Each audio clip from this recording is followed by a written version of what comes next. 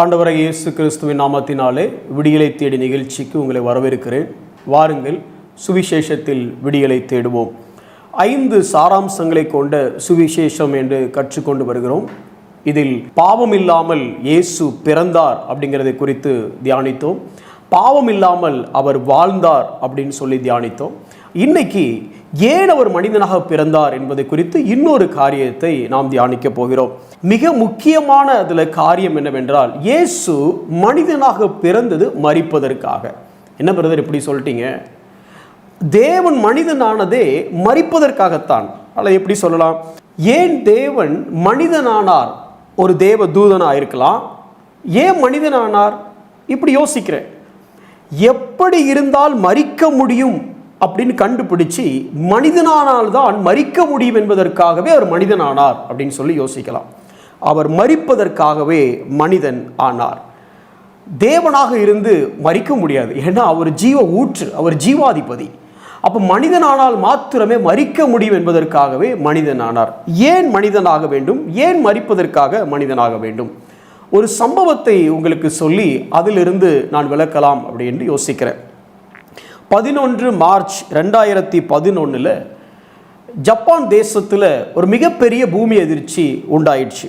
1900க்கு அப்புறம் நடந்த பூமி அதிர்ச்சியில் இதுதான் மிகவும் பெரிய ஒரு பூமி அதிர்ச்சி அல்லது அதிக பாதிப்பை ஏற்படுத்திய எர்த்குவைக் அப்படின்னு சொல்கிறாங்க. இந்த எர்த்குவைக் 6 நிமிடங்கள் தொடர்ந்து நீடித்தது. அந்த காலகட்டத்தில் நடந்த ஒரு சம்பவத்தை உங்களுக்கு ஞாபகப்படுத்த விரும்புகிறேன்.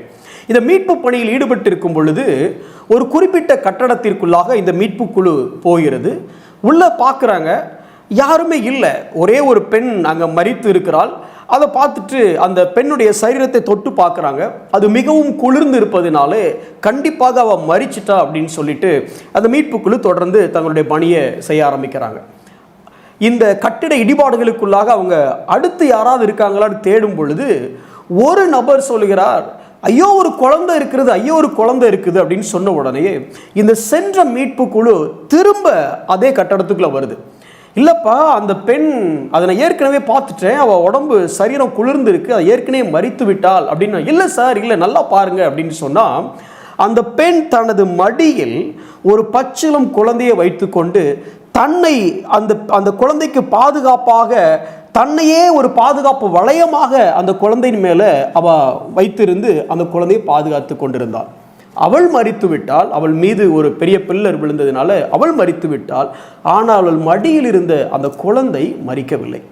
உடனே அந்த குழந்தையை எடுத்து மருத்துவமனைக்கு கொண்டு செல்கிறாங்க. அந்த குழந்தை பிழைக்கிறது. அந்த குழந்தையின் கையிலே ஒரு கை தொலைபேசி இருந்தது. அதில் ஒரு வாசகத்தை அவள் எழுதி வைத்திருந்தாள் அல்லது டைப் பண்ணி வைத்திருந்தாள். என்ன அப்படின்னா, if you survive you must remember that I love you. ஒருவேளை நீ பிழைத்து கொண்டால் உன்னை நான் நேசிக்கிறேன் என்பதை நீ அறிந்து கொள் அப்படின்னு சொல்லி. இந்த சம்பவத்துக்கும் நாம் இயேசு மனிதனாக பிறந்ததுக்கும் என்ன தொடர்புன்னு கேட்குறீங்களா? கொஞ்சம் யோசிச்சு பாருங்களேன். எதற்காக அந்த தாய் தன்னுடைய பிள்ளைக்காக மரித்தாள்? இல்லை, இப்படி சொல்லலாம், எதற்காக அந்த தாய் அந்த பிள்ளைக்காக மரித்தாள் என்றால் அது அவளுடைய பிள்ளை. சரி, ரெண்டாவது, இந்த பிள்ளை இந்த தாய்க்கு உயிரையே கொடுக்கக்கூடிய அளவுக்கு இந்த பிள்ளை ஏதாவது அந்த தாய்க்கு செய்திருந்ததுன்னா இதுவரைக்கும் ஒன்றும் செய்யலை. இன்னும் சொல்ல போனால் அந்த பிள்ளை ஒரு சுயநலமான பிள்ளை. அது என்ன பிரதர் அப்படி சொல்கிறீங்க? ஆமாம், அந்த பிள்ளை எதுக்கு தாயை தேடி இருக்கும்? அன்பை காட்டுறதுக்காக தேடி இருக்கும். எதுக்கு அந்த பிள்ளை தாயை கூப்பிட்டுருக்கும்? அன்பை பரிமாறுறதுக்காக கூப்பிட்டுருக்கும்? இல்லை, அந்த பிள்ளை அந்த அம்மாவை தேடுறது ஒன்று தான், சாப்பிட்றதுக்காக, பாலுக்காக மட்டும்தான் தேடி இருக்குமே தவிர வேறு எதற்காகவும் அது தேடி இருக்காது. அதுக்கு இருந்ததில் ஒரு சுயநலமான தேவை, தன்னுடைய தாய் தன்னுடைய ஃபுட் ஸ்டோரேஜ் அப்படின்னு நினச்சி தான் அந்த குழந்தை தேடி இருக்கும். ஆனால் அப்படிப்பட்ட ஒரு குழந்தைக்காக அந்த தாய் தன்னுடைய உயிரையே கொடுத்தாள். ஏனென்றால் அது அவளுடைய குழந்தை. குழந்தை எதுவுமே செய்யலை, ஆனால் தாய் தன்னுடைய குழந்தை என்பதற்காக உயிரையே கொடுத்தாள். நீங்களும் யோசிச்சு பாருங்கள். இந்த உலகம் பாவத்தில் விழுந்த உடனே மீட்புக்காக நாம் இந்த உலகத்தில் யாராவது ஜெபிச்சிருப்பாங்களா? யாராவது கொஞ்சம் யோசிச்சு பாருங்களேன். ஆதாம் விழுந்த உடனேயே, ஆண்டவரே நாங்கள் விழுந்துட்டோம், எங்களுக்கு மீட்பை கொடுங்கன்னு ஆதாம் ஜெபிக்கலை. நோவா ஜெபிக்கலை. ஆபிரகாம் ஜெபிக்கல. இன்னும் நம்ம பார்க்குற பழைய ஏற்பாட்டு பரிசுத்தவன்கள் யாருமே இப்படி பாவத்தில் விழுந்துட்டோமே, நமக்கு ஒரு மீட்பு வேணும், ஏதாவது செய்யுங்க ஆண்டவரே என்று ஜெபித்து அதனால இயேசு வந்தாரா அப்படின்னா இல்லை. ஆதியாகமம் 3:15 இவங்கெல்லாம் கேட்கறதுக்கு முன்பதாகவே, ஏன் இவங்கெல்லாம் உணர்வதற்கு முன்பதாகவே அவர் நான் என்னுடைய குமாரனை அனுப்புகிறேன் அப்படின்னு சொன்னார். எதற்காக? ஒரு வசனத்தை நான் உங்களுக்கு வாசிக்கிறேன் பாருங்களேன். ரோமர் 5வது அதிகாரம் 7வது வசனம் இப்படி சொல்லுகிறது: நீதிமானுக்காக ஒருவன் மரிக்கிறது அரிது, நல்லவனுக்காக ஒருவேளை ஒருவன் மரிக்க துணிவான். நாம் பாவிகளாயிருக்கையில் கிறிஸ்து நமக்காக மரித்ததினாலே தேவன் நம்மேல் வைத்த தமது அன்பை விளங்க பண்ணுகிறார். ஆங்கிலத்தில் he demonstrated his love. அப்போ கொஞ்சம் இந்த சம்பவத்தோடு ஒப்பிட்டு பார்க்கலாமே. இந்த பிள்ளை, அந்த கை குழந்தை சுயநலமாக இருக்கையில், இந்த பிள்ளை தன்னுடைய தாயை நேசிப்பதற்கு முன்பதாகவே, இந்த பிள்ளை தன் தாயின் மீது அன்பு கூறுவதற்கு முன்பதாகவே, இந்த பிள்ளை பாலுக்காக மாத்திரம் தன் தாயை தேடிக்கொண்டிருக்கும் போதே இந்த தாய் அன்பினாலே தன்னுடைய பிள்ளைக்காக தன்னுடைய ஜீவனையே கொடுத்தார். நல்ல பிள்ளையா கெட்ட பிள்ளையா தெரியாது, வளர்ந்ததுக்கு அப்புறம் தான் தெரியும்.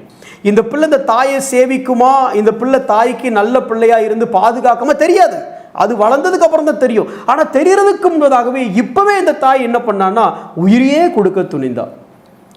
அது அவ பிள்ளை, சரி பரவாயில்ல, நீங்களும் நானும் யாரு? பாவிகள், பாவத்தை பாராத பரிசுத்தர் தேவன். நமக்கு பாவத்தை தவிர வேற எதுவும் தெரியாது, நம்ம பாவிகள், சரி அதான் பரவாயில்ல. இன்னும் சொல்லுது, நாம் தேவனுக்கு சத்துருக்களாக இருந்தோம் அப்படின்னு சொல்லுது. தேவனுக்கு சத்துருக்கள். கொஞ்சம் யோசிச்சு பாருங்களேன், தேவன்கிட்ட நம்ம நெஞ்சை நிமிர்த்திக்கிட்டு நிற்கிறோமா? யோசிக்க கூட முடியல. அவர் தேவன், நான் மனுஷன். ஆனால் நான் தேவனுக்கு எதிர்த்து நிற்கலாமா? அப்படி இருந்த எனக்கு அவருக்கு பிரியமான இருந்த ஒருத்தனுக்காக அவர் இறங்கி வந்தார்னா பரவாயில்லைங்க. அவருக்கு பிரியமா இருக்கிற ஒருத்தனுக்கு அவர் ஜீவனை கொடுத்தாருன்னா பரவாயில்ல.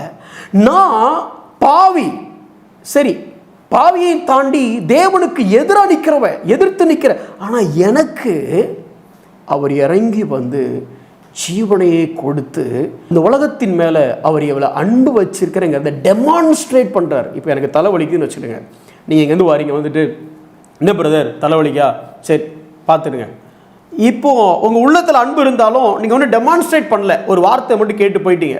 ஆனால் அது எப்படி டெமான்ஸ்ட்ரேட் பண்ணலாம் அப்படின்னா, ஒருவேளை எனக்கு தலை வலிக்குது அப்படின்னு சொன்னோன்னே, பிரதர் தலை வலிக்குதா, கொஞ்சம் பொறுங்க பிரதர், லைட்டாக ஒரு வெண்ணி தரேன் குடிச்சு பாருங்க, அப்படி இல்லைன்னா ஒரு சூடாக ஒரு டீ போட்டு தரேன் பிரதர், டக்குன்னு டீ போட்டு இந்த பெட் ரெடி பண்ணுற ஒரு 2 மினிட்ஸ் ஒரு 5 மினிட்ஸ் ரெஸ்ட் எடுங்க பிரதர், எல்லாம் சரியாயிரும். இது என்ன அப்படின்னா, உங்களுக்குள்ள அன்பு இருந்த அன்பை you are doing something demonstrating that love. தேவன் இந்த உலகத்தின் மேலே அன்பு வைத்தார், அந்த அன்பை தன்னுடைய குமாரனை பலியாக கொடுத்ததன் மூலமாக டெமான்ஸ்ட்ரேட்டட் இஸ் லவ், தமது அன்பை விளங்க பண்ணினார். எனக்கு அருமையான சகோதரனே சகோதரியே, நாம் பாவிகளாக இருக்கையில், ஏன் நாம் சத்துருக்களாக இருக்கையில், நாம் தேவனுக்கு எதிர்த்து நிற்கையில் அவர் நம்மை தேடி வந்தார். அப்படி தேடி வந்த அந்த அன்புக்கு நாம் என்ன பரிகாரம், அல்லது சொல்லப்போனால் நாம் என்ன பிரயாச்சித்தோம், இன்னும் சொல்லப்போனால் நாம் என்ன பதில் செய்கிறோம்? ஒன்றும் செய்யட்டாலும் அவரை நேசிக்கவாது செய்கிறோமா? யோசிப்போம், ஜெபிப்போம். அன்புள்ள ஆண்டவரே, நீர் எங்கள் மேலே காண்பித்த இந்த அளவில்லாத அன்கண்டிஷனல் அன்புக்காக நாங்கள் நன்றி செலுத்துகிறோம். அந்த தாய் தன் பிள்ளையை நேசிச்சா, ஏன்னா அது தன்னுடைய பிள்ளை. இந்த பிள்ளை தன்னை பாதுகாக்கும், இந்த பிள்ளை தன்னை சேவிக்கும், இந்த பிள்ளை தனக்கு உதவி செய்யுங்கிற ஒரு கண்டிஷன் பேஸ்டில் அந்த குழந்தையை நேசிச்சா. ஆனால் நாங்கள் பாவிகளாக இருக்கையில், நாங்கள் சத்துருக்களாக இருக்கையில் அன்கண்டிஷ்னலாக எங்களை நீங்கள் நேசிச்சிங்களே ஆண்டவரே, இந்த அன்பை உணர்ந்து கொள்ளவும் உம்மீது அன்பு காட்டி வாழவும் எங்களுக்கு கிருபை செய்யும். இயேசுவின் நாமத்தில் பிதாவே, ஆமென்.